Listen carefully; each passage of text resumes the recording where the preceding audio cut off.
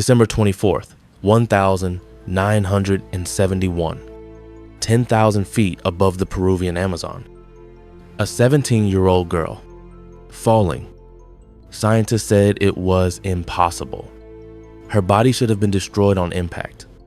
But she walked out of that jungle 11 days later. And she's not alone.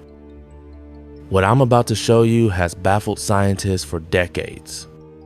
3 people. 3 impossible situations. 3 stories that defy every law of physics, biology, and human endurance. A teenage girl who fell from a disintegrating airplane. A woman who survived a 33,000-foot drop with no parachute. And a man who lived through both atomic bombs. For over 50 years, science had no explanation. Until now. I'm about to reveal the real science behind these impossible survivals and what it means for human resilience. Let's begin. Christmas Eve, 1971. Lima, Peru. Juliane Koepcke had just graduated high school the day before. At 17 years old, she was flying to meet her father at their family's research station deep in the Amazon rainforest. Her mother, Maria, sat beside her in seat 19F. Lands of Flight 508, just 45 minutes into what should have been an easy 1-hour flight. Then the sky turned black. Lightning surrounded the aircraft. The plane shuddered violently. Passengers screamed. Juliane's mother turned to her and said calmly, "That is the end. It's all over." Those were the last words Juliane ever heard from her mother. A bolt of lightning struck the fuel tank. The right wing exploded. The aircraft disintegrated at 21,000 feet. Juliane remembers spinning through the air, still strapped to her row of 3 seats. She saw the jungle canopy below looking like heads of broccoli before she blacked out. She fell 10,000 feet, 2 miles, into the densest rainforest on Earth. Here's what should have happened. Terminal velocity for a human body is 120 miles per hour. At that speed, hitting the ground is like hitting concrete. The deceleration force would be 200 times her body weight. Every bone should have shattered. Every organ should have ruptured. She should have died instantly. But she didn't. So, what saved her? Scientists have now pieced together exactly what happened. First, the seat row. Juliane was strapped to a bench of 3 airline seats. This wasn't just luck. It was physics. The seats created what engineers call increased drag surface area. Think of a maple seed spinning as it falls. The seats rotated like a crude helicopter blade, slowing her descent from 120 miles per hour to possibly as low as 70 miles per hour. Second, the canopy. The Amazon rainforest has the densest tree coverage on the planet. Multiple layers of branches, vines, and vegetation. Dr. James Kakalios, physics professor at the University of Minnesota, explains. Each layer she hit would have absorbed kinetic energy, like falling through a series of mattresses, each one slowing her down a little more. Third, the updraft. The same thunderstorm that destroyed the plane created powerful vertical air currents. These winds could have pushed upward against her fall, further reducing her speed. But surviving the fall was only the beginning. Juliane woke up the next morning. Christmas Day, broken collarbone, deep gash on her arm, torn knee ligament, one eye swollen shut. Wearing only a mini dress, one sandal, she was completely alone. In the Amazon, 91 other passengers and crew were dead. Here's where her childhood saved her life. Juliane's parents were zoologists. They ran a research station in the Amazon. From age 14, she had lived in the jungle. She knew things most teenagers would never learn. Her father had taught her one critical rule: if you get lost, follow water. Small streams lead to bigger rivers. Bigger rivers lead to people. For 11 days, she walked. She waded through crocodile-infested water. She swam past piranhas. She survived on a bag of candy from the wreckage. On day 9, a wound on her arm had become infested with maggots, dozens of them eating her flesh. She remembered her father treating their dog with gasoline. When she found a lumberjack's hut, she poured gasoline into the wound and squeezed out 35 maggots. On day 10, the lumberjacks returned. They found a 17-year-old girl who had fallen from the sky and walked out of hell, Juliane Koepcke, the sole survivor of Lanza Flight 508.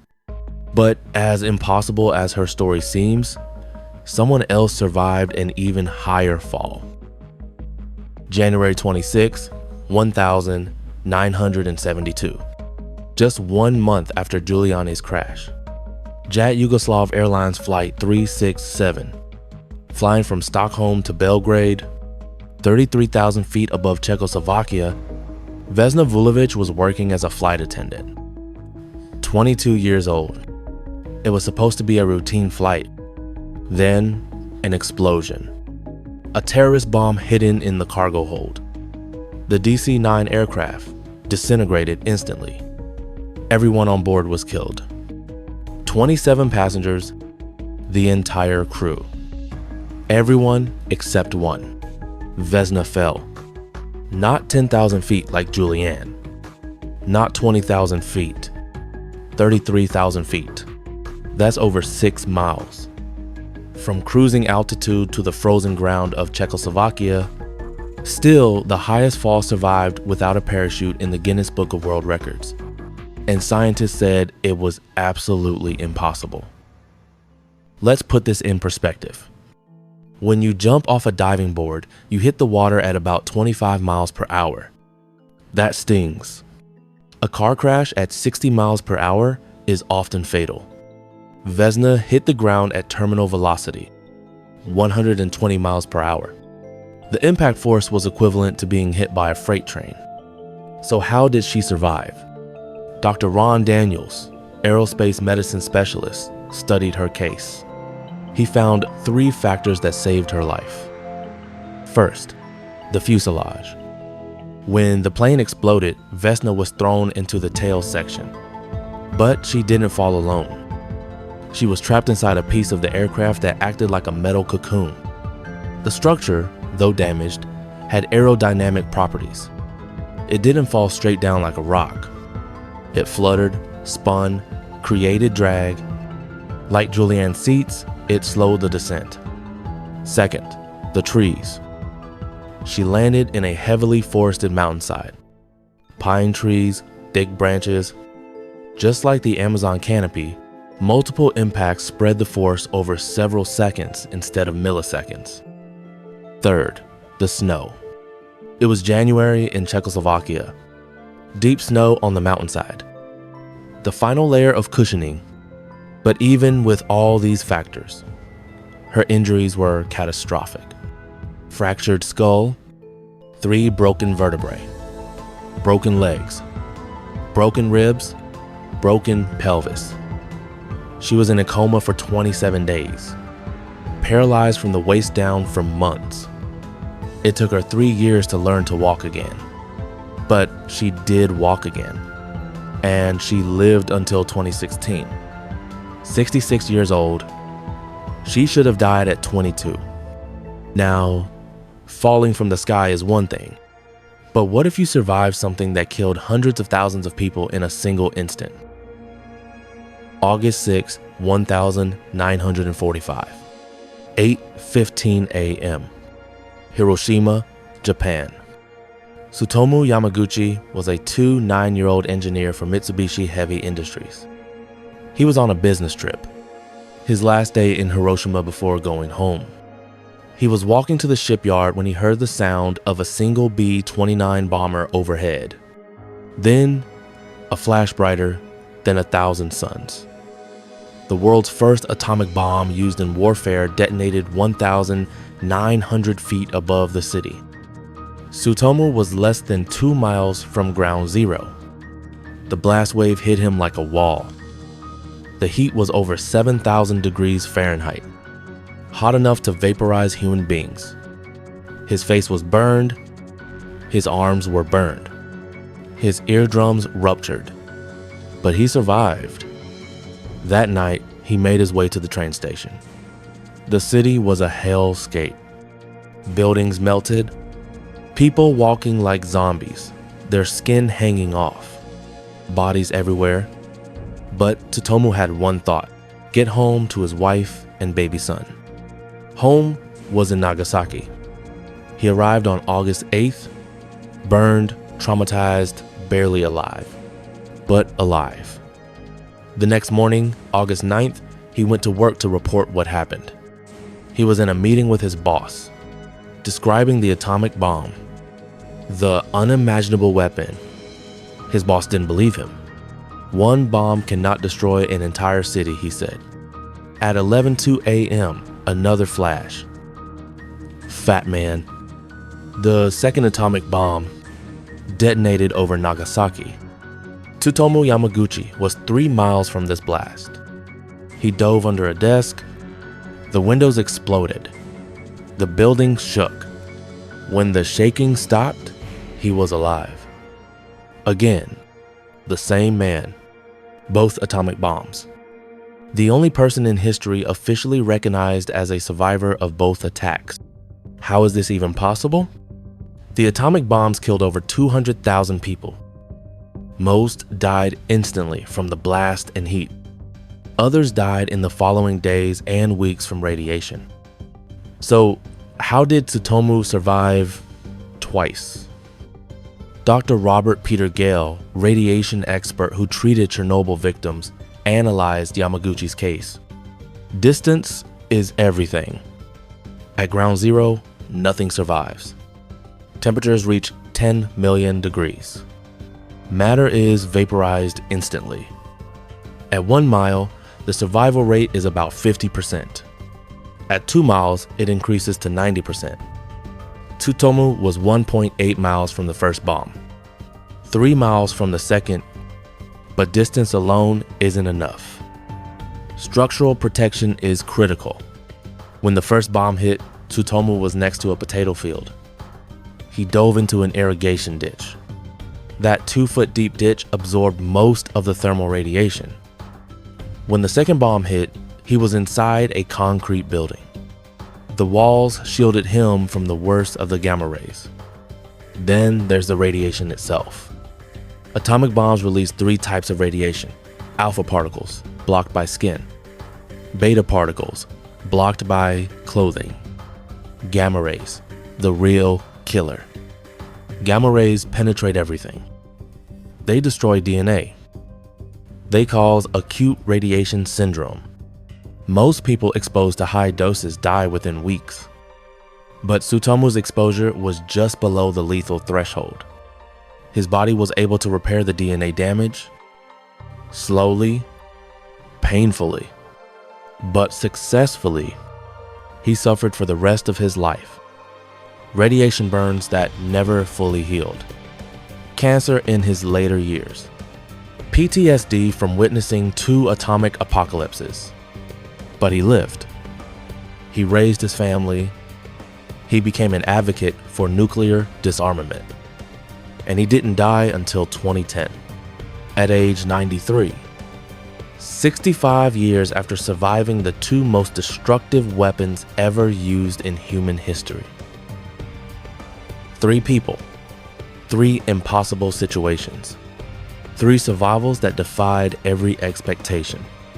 So what do these stories teach us? Dr. Lawrence Gonzalez, author of Deep Survival, has studied thousands of survival stories. He says there's a pattern. First, physics can be your friend. Drag coefficients, energy absorption, distance, and shielding. Understanding the laws of nature can save your life.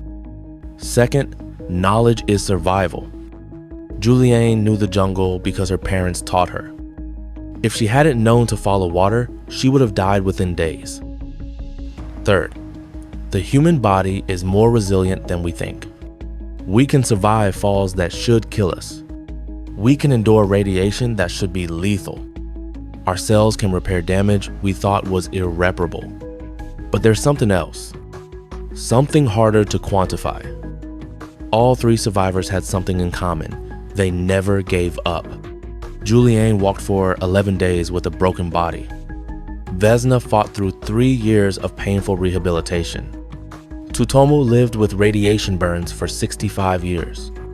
They all had reasons to quit, reasons to surrender, reasons to let death take them. But they didn't. And that might be the most important factor of all. Dr. Martin Seligman, the father of positive psychology, calls it learned optimism. The belief that you can survive, that you will survive. That survival is possible even when it seems impossible. Because here's the truth. Survival isn't just about luck. It's about preparation. It's about knowledge. It's about resilience. And it's about the human will to live. These three people didn't just survive the impossible. They proved that impossible is just a word. Juliane Koepcke is still alive today.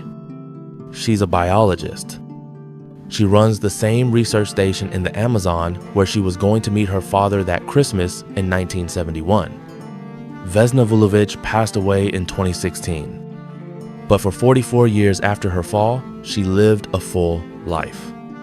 She was a celebrity in Yugoslavia, a symbol of human resilience. And Tsutomu Yamaguchi spent his final decades speaking out against nuclear weapons. He died in 2010 from stomach cancer likely caused by radiation exposure. But he lived. All three of them lived. Their stories remind us that human beings are capable of surviving the unthinkable. That science can explain miracles. And that sometimes, against all odds, life finds a way. If you found these stories as incredible as I did, hit that subscribe button. Because there are more impossible survival stories out there. And I'm going to tell you every single one. The Shadow Codex, where the impossible becomes possible. Stay curious.